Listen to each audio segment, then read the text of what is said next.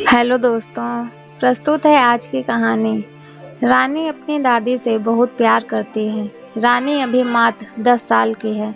एक दिन जब वह अपने स्कूल से लौटकर आई तो उसे दादी कहीं नज़र नहीं आ रहे थे।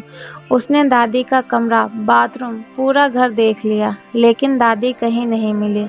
रानी ने अपनी मम्मी रजनी से पूछा, मम्मा, दादी कहाँ हैं? दिख नहीं रही हैं। रजनी ने बेटी के सिर पर हाथ फेरते हुए कहा, रानी बेटा, दादी का यहाँ मन नहीं लग रहा था, इसीलिए वह गांव चाची जी के पास गए हैं। रानी उदास हो गई और अपनी माँ से बोली, मम्मा, आपने दादी को रोका क्यों नहीं? मुझे उनकी बहुत याद आएगी। वह वापस कब तक आएंगे? रजनी ने फिर से उसके सिर पर हाथ फेरते हुए कहा, जब उनका मन भर जाएगा तो आ जाएंगे। अब तुम जाओ, मुंह हाथ धोकर खाना खा लो। रानी के पिता शरद, जो कि एक इंजीनियर हैं और अच्छे खासे पैसे कमाते हैं, शाम को जब अपनी ड्यूटी खत्म करके वापस आते हैं तो रानी अपने पापा से दादी के बारे में पूछती है। पापा भी वही कहते हैं जो उसकी मम्मी ने कहा था। रानी ने पापा से कहा तो पापा, दादी से मेरी बात करवा दो। वह हमें छोड़कर चाची जी के पास क्यों चली गईं? अब मैं किसके साथ सोऊंगी? कौन मुझे कहानियाँ सुनाएगा? पापा भी बच्ची को समझाते हुए कहते हैं, बेटा, दादी को यहाँ अच्छा नहीं लगता था, इसीलिए वह गांव चली गईं। अब तुम ज़्यादा मत सोचो, अपना होमवर्क करो और अपनी पढ़ाई पर ध्यान दो। दादी का जब भी मन करेगा वो वापस आ जाएंगी। रानी जब भी दादी से बात करने के लिए कहती है तो मम्मी पापा कोई न कोई बहाना बनाकर बात को टाल देते। ऐसे ही 2 महीने बीत गए। एक दिन रानी के स्कूल वाले सभी बच्चों को मथुरा म्यूजियम ट्रिप के लिए लेकर जा रहे थे। उस ट्रिप में रानी भी गई। सभी बच्चे बहुत उत्साहित थे उस म्यूजियम को देखने के लिए।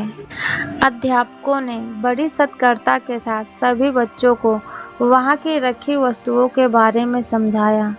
म्यूजियम घूमने के बाद जब सभी बच्चे बस की तरफ वापस आ रहे थे, तभी रानी की नज़र एक पेड़ के नीचे बैठी बूढ़ी औरत पर गई, जिसकी शक्ल उसकी दादी से मिलती थी। वह फटे पुराने कपड़े पहने हुए लोगों से भीख मांग रही थी। एक पल के लिए रानी ने सोचा कि उसकी दादी फटे हाल में क्यों होंगी। नहीं नहीं, यह दादी नहीं, कोई और है। मम्मी पापा तो कह रहे थे कि दादी गांव में है। रानी के मन में ढेरों प्रश्न उमड़ रहे थे। वो एक बार जाकर पुष्टि करना चाहती थी कि वह दादी हैं या कोई और। रानी पास जाकर देखती है। दादी ने जब अचानक रानी को अपने सामने देखा तो मेरी बच्ची कहकर रोने लगी। दादी की ऐसी हालत देखकर रानी भी रो पड़ी। न जाने कब से नहाई नहीं है और कपड़ों से भी बदबू आ रही है। पास में कुछ जूठन पड़ी हुई है, पता नहीं किस किस की जूठन इकट्ठा करके रखी थी। दादी की एक एक हड्डी दिखने लगी है। दादी ने अपने कपकपाते हुए हाथों से रानी के आंसू पोंछे। दादी की खाल व जानवरों की खाल में कुछ ज़्यादा फर्क नहीं रह गया था। यह देखकर रानी दादी को गले लगाकर भावुक हो जाती है। फिर उसने दादी से पूछा कि आप यहाँ कैसे? आप तो गांव में थी ना?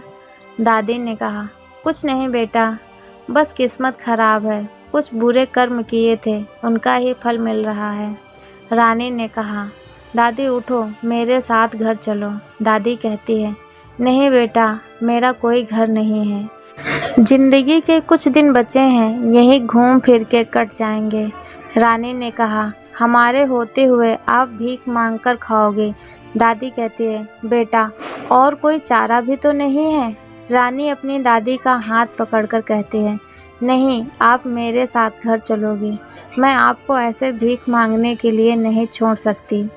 दादी रुआसी होकर कहती है, जब अपने बेटे बहू ने ही छोड़ दिया तो तू क्यों नहीं छोड़ सकती? यह कहते हुए दादी फूट फूट कर रोने लगी। रानी ने अचरज से पूछा, क्या पापा ने आपको यहाँ छोड़ा है? बोलो दादी। दादी अपने पल्लू से आंसू पोंछते हुए कहती है, यह सब छोड़, ये बता तो यहाँ कैसे आई, किसके साथ आई? तेरी पढ़ाई कैसी चल रही है? रानी अपनी दादी के गालों को सहलाकर पूछती है, आप यहाँ कैसे आए, पहले यह बताओ। दादी उससे अपना मुंह फेर लेती है। रानी अपने हाथों से उनके चेहरे को अपनी तरफ घुमाकर पूछती है, दादी प्लीज़ मुझे बताओ ना, आप यहाँ कैसे आई? दादी बताती है, उस दिन जब तू अपने स्कूल चली गई थी तब रजनी ने मुझे कहा, माँ जी आपके घुटनों में दर्द रहता है, चलो डॉक्टर को दिखाकर आते हैं। वह मुझे डॉक्टर के बहाने पता नहीं कहाँ ले गई। एक जगह पार्क में बिठाकर कहा, आप यहीं पर बैठो, मैं आती हूँ। सुबह से शाम हो गई लेकिन तेरी माँ वापस नहीं आई। 2 दिन तक वहीं भूखी तड़पती रही। फिर एक लड़का मथुरा दर्शन के लिए आ रहा था। उसने मुझे खाना खिलाया और कहा, मैं आपको घर छोड़ देता हूँ, आप अपना पता बताओ। मैंने कहा, बेटा मेरा कोई घर नहीं है। तब वह मुझे यहीं छोड़ गया, तब से मैं यहीं हूँ।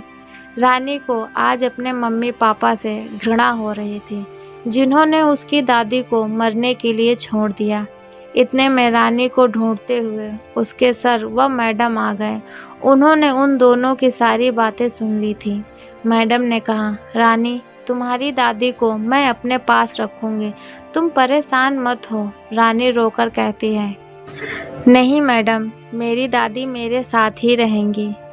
सर मैडम, क्या मैं अपनी दादी को बस में अपने साथ लेकर चलूं? सर वो मैडम कहते हैं, क्यों नहीं, ज़रूर। सभी लोग दादी को बस में साथ लेकर लॉज पर अपना अपना सामान लेकर घर वापसी की तैयारी करते हैं। लॉज पर ही रानी की मैडम ने अपनी एक साड़ी दादी को दी। दादी ने नहा धोकर वह साड़ी पहनी तो उनकी आंख से आंसू बहने लगे। रानी ट्रिप से वापस आती है, रात हो चुकी थी। पापा भी ऑफिस से घर आ गए होंगे। रानी दादी को घर के बाहर आंगन में ही बिठा देती है। घर पहुंचते ही मम्मी ने पूछा, कैसा रहा ट्रिप? रानी कोई जवाब नहीं देती। फिर पापा कहते हैं, रानी बेटा, मम्मा तुमसे कुछ पूछ रही है, उत्तर दो। रानी ने गुस्से से कहा, क्यों दूं मैं आपको उत्तर? कौन हैं आप? मम्मी पापा दोनों हैरान होकर रानी से प्यार से पूछते हैं, क्या हुआ बेटा, तुम ऐसी बातें क्यों कर रही हो? रानी कहती है, कुछ गलत पूछ लिया मैंने? वह दोनों समझ नहीं पाते रानी अजीब बर्ताव क्यों कर रही है। रानी फिर कहती है, यह घर किसके नाम पर है? पापा रानी पर चिल्लाते हुए कहते हैं, क्या हो गया है तुम्हें? कैसी बहकी बहकी बातें कर रही हो? सब कुछ तुम्हारा ही तो है। मम्मी भी कहती है, बेटा सब कुछ तुम्हारे लिए तो है, हम जो कुछ करते हैं सब तुम्हारे लिए करते हैं, तुम्हारी भलाई के लिए करते हैं। रानी ने कहा, दादी को बीच रास्ते में मरने के लिए छोड़ दिया, वह भी मेरी भलाई के लिए? यह सुनते ही मम्मी पापा की आंखें खुली की खुली रह गईं। फिर रानी कहती है, आप मुझे पढ़ा लिखा कर योग्य बना दो, फिर आप दोनों को मैं खुद ही अनाथ आश्रम भेज दूंगी। पापा गुस्से में बोले, क्या कह रही हो तुम? हम क्यों अनाथ आश्रम जाएंगी? क्या ये हमारा घर नहीं है? इस पर रानी कहती है, घर तो यह दादी का भी था जो आपने अपने नाम करा लिया और दादी को दर दर की ठोकरें खाने के लिए छोड़ दिया। पापा कहते हैं, पर बेटा दादी तो गांव गई थी ना। रानी गुस्से से कहती है, बस करो पापा, और कितना झूठ बोलेंगे आप? पापा अचरज से कहते हैं, मैं क्या झूठ बोल रहा हूँ, तुम कहना क्या चाहती हो? रानी अपनी मम्मी को देखकर कहती है, मम्मी दादी को अकेला अनजान जगह छोड़कर आई थी, क्या आपको पता नहीं है? पापा कहते हैं, क्या? मुझे तो रजनी ने कहा था कि माँ का यहाँ मन नहीं लगता, इसीलिए वह गांव जा रही हैं चाचा जी के पास। रानी ने कहा, तो पापा आपने फ़ोन करके एक बार भी यह जानने की कोशिश नहीं की कि माँ कहाँ हैं, कैसी हैं, किस हाल में हैं? पापा कहते हैं, बेटा गांव में फ़ोन नहीं है, इसीलिए तुम्हारी बात नहीं करवा पा रहा था। तुमने कहाँ देखा माँ को? फिर शरद अपनी पत्नी से पूछते हैं, रजनी माँ कहाँ है? रजनी गुस्से में कहती है, हाँ मैं ही दुश्मन हूँ तुम सबकी, मैं ही उन्हें छोड़कर आई थी। कितना खर्च होता था हर महीने की दवा पर, तुम्हें अंदाज़ा भी है? पूरे घर का बजट बिगड़ा हुआ था। मुझे लगा 70 साल की हैं, अब जीकर क्या करेंगी, इसीलिए छोड़ आई। शरद अपनी पत्नी को कसकर थप्पड़ मारता है। रानी बाहर बैठी अपनी दादी का हाथ पकड़कर उन्हें अंदर ले आती है, जहां शरद अपनी पत्नी का हाथ पकड़कर घर के बाहर निकाल रहा था। तभी अपनी माँ को देख उनके पैरों में गिर गया। माँ, मुझे माफ़ कर दो। मैंने रजनी की बातों पर विश्वास कर लिया, लेकिन अब ये यहाँ नहीं रहेगी। दादी अपने बेटे का हाथ पकड़ते हुए कहती है, बेटा, वह कहाँ जाएगी, उसे माफ़ कर दे। शरद कहता है, माँ, इसने आपको मरने के लिए छोड़ दिया था और आप इस पर तरस खा रही हैं। नहीं माँ, अब ये यहाँ नहीं रह सकती। रजनी अपनी सास के पैरों में गिर जाती है। मुझे माफ़ कर दो माँ जी, मुझे माफ़ कर दो। मैं आगे से कभी ऐसी गलती नहीं करूँगी। बस एक बार माफ़ कर दो। लेकिन शरद नहीं मानता। फिर माँ कहती है, बेटा, तू भी वही कर रहा है जो इसने किया, तो इसमें और तुझमें फ़र्क क्या रह गया। इसे छोड़ दे, मेरी परवरिश ऐसी नहीं है। रजनी अपनी सास के आगे हाथ जोड़कर कहती है, माँ जी, मुझे पता नहीं क्या हो गया था, मुझे बस एक बार माफ़ कर दो। दादी कहती है, बहू, तुम्हें अपनी गलती का एहसास हो गया, यह बहुत बड़ी बात है।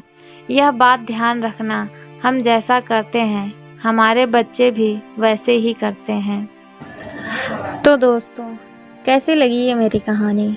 अगर अच्छी लगी है तो प्लीज़ वीडियो को लाइक करें, शेयर करें, और हमारे चैनल पर नए हैं तो हमारे चैनल को सब्सक्राइब करें। इस कहानी पर आपकी क्या राय है? कमेंट बॉक्स में अपनी राय लिखकर हमें ज़रूर बताएं। वीडियो पूरा देखने के लिए आपका बहुत बहुत धन्यवाद।